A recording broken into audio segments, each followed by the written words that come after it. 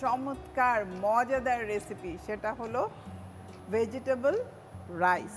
তাহলে চলুন কি কি উপকরণ লাগছে দেখে নিন। Vegetable rice. উপকরণ: তেল পরিমাণ মতো, ডিম 1টি, লবণ স্বাদ মতো, পেঁয়াজ কুচি 3 টেবিল চামচ, আদা কুচি 1 টেবিল চামচ, ক্যাপসিকাম কুচি 3 টেবিল চামচ, মাশরুম কুচি 2 টেবিল চামচ, রাইস 500 গ্রাম, টমেটো কুচি 3 টেবিল চামচ, কাঁচামরিচ কুচি 2 টেবিল চামচ, মধু 1 টেবিল চামচ। আমি এখন ভেজিটেবল যেটা ফ্রাইড রাইস আমরা বলি সেটা আমার রান্না শুরু পছন্দের। করে দিচ্ছি, তবে এইটা একটু আমি না আমার মতো করে করেছি। ফ্রাইড রাইস তো অনেকে অয়েল দিয়ে করে, মানে বিভিন্ন ধরনের জি অয়েল আপু। আমরা ব্যবহার করতে পারি। আমি সর্ষের তেল এখানে ব্যবহার করছি। খুবই ভালো। সর্ষের আচ্ছা তেল। আপু, দেখো তোমার কি মনে আছে আগে হ্যাঁ, কিন্তু আমাদের দাদি নানিরা পূর্বপুরুষরা সবাই কিন্তু সরিষার তেলে রান্না করতো এবং তখন Mustard কিন্তু oil। তাদের স্বাস্থ্য অনেক ভালো ছিল এবং তাদের রোগ প্রতিরোধ ক্ষমতা অনেক বেশি ভালো ছিল। তুমি কিন্তু আস্তে আস্তে সেই প্রাচীন আমলের সেই ঐতিহ্যবাহী জিনিসগুলোকে আস্তে আস্তে ধরে রাখছো। আসলে ওই যে কথায় আছে না, ওল্ড ইজ গোল্ড, সত্যি কথা।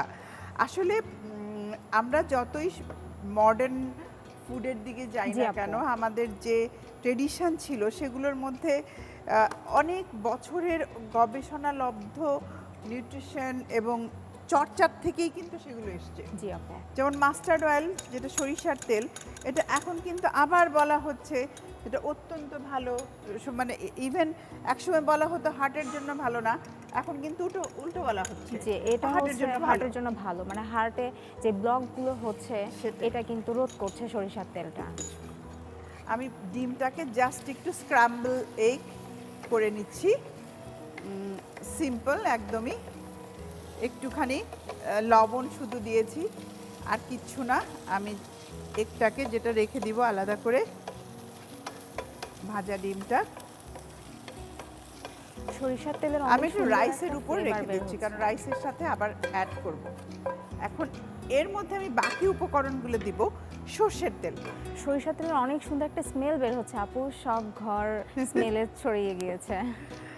এখন এখানে একটা মজার জিনিস আমি করেছি, 5 কালার্স ব্যবহার করেছি। পেঁয়াজ দিয়ে দিচ্ছি, অসাধারণ আপু। প্রথমেই পেঁয়াজ।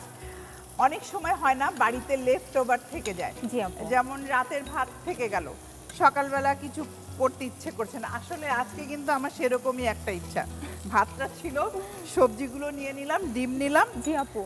ফ্রিজে দেখলাম মাশরুমও ছিল, আচ্ছা, এখানে কালার আছে 3 4টে কালার কালার, ক্যাপসিকাম। 3টা কালার ক্যাপসিকাম আচ্ছা। আছে, টমেটো আছে, 5 কালার। ডেইলি 5টা রং আমাদের দরকার, সেই 5টা রং। 5টা রং। আমি জানতাম তুমি ক্যাপসিকাম ইউজ করছো, কিন্তু এই ক্যাপসিকাম যে 3 কালার এটা কিন্তু আমি ভাবতেই পারি। তুমি হয়তো জানো যে আমি ক্যাপসিকাম খুব পছন্দ করি হ্যাঁ। এবং মাশরুমও আমার খুবই পছন্দ। Exactly। এখন রাইসটা দিয়ে দিচ্ছি, রাইস এবং এগ একসাথেই চলে গেল। তোমার কাছ থেকে তো প্রতিদিনই নতুন নতুন রান্না শিখি, তোমাকে ফোন করে শিখি, কিন্তু আজকে মনে হচ্ছে যে বাসায় যেই মানে রাতের ভাতটা অনেক সময় বেঁচে যায়, হ্যাঁ। সকালে অফিস যাওয়ার সময় কিন্তু কিছু করার সময় হয় না, আমি কিন্তু ইজিলি চাইলে এটা আমার লাঞ্চ বক্সে নিয়ে যেতে ফ্রিজে পারি। রাতের ভাতটা আমরা রেখে দিতে পারি, একটু ভেজিটেবল, একটু ডিম, সব কিছু একসাথে করে একটা বক্সে করে নিয়ে আমরা চলে যেতে পারি। আর আপু তুমি জানো এখানে সবথেকে অ্যাট্রাকশন কি?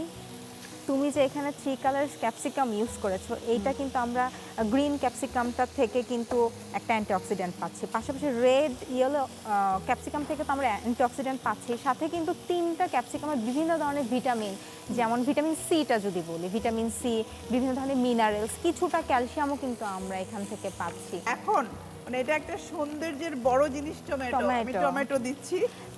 টমেটো কিন্তু আপু, টমেটো থেকে কিন্তু আমরা লাইকোপেন পাচ্ছি, তাই না? এটা কিন্তু আমাদের স্কিনের যে সেলগুলো ওইগুলোকে কিন্তু টাইট রাখছে, আমাদের সেটাই। বয়সটাকে বাড়তে দিচ্ছে না। আমি একটু লবণ দিচ্ছি। অলমোস্ট কিন্তু ডান, রান্না প্রায় হয়ে গেছে। তো এখন এত কালারফুল হয়েছে আপু, আমার তো মনে হচ্ছে আমি কখন খাবো, কখন দিবা আমাকে? হ্যাঁ, আমি তো তোমাকে অবশ্যই দেব, কিন্তু তার আগে তো মানে রান্না করার পরেও দেখা যায় যে আমরা রান্নাটা সেরে কি করি, একটু গোসলে যাই বা হাতের কাজ ছাড়ি, তখন কিন্তু এই যে খাবারটা গরম রাখার কিন্তু ব্যবস্থা আছে। তোমার রান্না মানে সব থাকবে। আমি এবার চিলিটা দিয়ে দিচ্ছি লাস্ট, বন্ধ করে দিলাম চুলা। আচ্ছা আপু, তুমি এখানে যে চিলিটা ইউজ করছো এটা জাস্ট একটা মানে কাঁচা কাঁচাই দিচ্ছ, একটা কাঁচা ফ্লেভার, ভিটামিন সিটা যেন এতে ঠিক হয়ে থাকে। যাবে, হ্যাঁ ভিটামিন সি এর জন্য। আর ঠিক থাকবে। এখানে একটু সুইট আনার জন্য আমি একটু হানি ব্যবহার করছি। হানিও চুলা বন্ধ করেই ব্যবহার করতে হয়। হানিটা অপশনাল, কেউ যদি যার সুগারের প্রবলেম আছে সে হানি ব্যবহার করবে না, আর হানি তো আমাদের শরীরের জন্য খুবই ভালো। এবারে আমি যেটা করব, আপু দেখো এই ডিশটা তো আমি বলছি যে আমরা যারা কর্মজীবী আমরা ইজিলি লাঞ্চ বক্সে নিয়ে যেতে পারি। পাশাপাশি কোনো ডায়াবেটিস পেশেন্ট কিন্তু অনেক সময় চায় টেস্টে একটু ডিফারেন্ট কিছু নিয়ে আসতে। আচ্ছা তোমার জন্য আমি এক্ষুনি লাঞ্চ বক্স রেডি করে দিচ্ছি, আচ্ছা। ওয়েট করো। উইনার প্লাস্টিক্সের দেখো কি চমৎকার, কি চমৎকার এবং কালার কম্বিনেশন। কালার তো ফিরোজা কালার আমার খুব পছন্দ, আমারও সবচেয়ে অ্যাশ বড় কালার জিনিস, খুব পছন্দ। খাবার যেটা হয় কন্টামিনেটেড হবে না এবং খাবারের যে ময়েশ্চার সেটাকে ঠিক ধরে রাখতে সাহায্য করবে এবং গরমও থাকবে। দেখো এটাই কিন্তু মেইন বিষয় যে আমি খাবারটা রান্না করলাম, কিন্তু রান্না করার পরে যদি এই ক্ষতিকর ভাইরাস ব্যাকটেরিয়াগুলো অ্যাটাক করে তখন কিন্তু এই ফুডটা আমার শরীরে গিয়ে উপকারের বদলে অপকারটাই বেশি করছে। এখন আমি জাস্ট এখানে সব কিছুই আছে, জাস্ট ওপরে আমি একটু আদা কুচি দিয়ে দিচ্ছি। আদাটা তো অত্যন্ত ভালো, ফ্লেভারটা ভালো থাকবে, কাঁচামরিচও আছে, ঝালও আছে। আমি গরম অবস্থায় বন্ধ করে দিলাম। উইনারের এই হটপটে খাবার থাকবে ময়েশ্চারযুক্ত এবং সবচেয়ে বড় জিনিস যে কন্টামিনেটেড হবে না এবং গরম থাকবে। চলুন দেখে নেই কিভাবে ফ্রাইড রাইসটি রান্না করা হয়েছে। প্রথমে ফ্রাই প্যানে তেল দিন, বাটিতে ডিম ভালোভাবে বিট করুন। এবার বিট করা ডিম গরম তেলে ছেড়ে ভেজে নামিয়ে নিন। গরম তেলে পেঁয়াজ কুচি, আদা কুচি, ক্যাপসিকাম কুচি, মাশরুম কুচি, রাইস ও ভাজা ডিম দিয়ে রান্না করুন। সবশেষে টমেটো কুচি, লবণ, কাঁচামরিচ কুচি ও মধু দিয়ে কিছুক্ষণ রান্না করে নামিয়ে পরিবেশন করুন দারুণ স্বাদের ভেজিটেবল রাইস।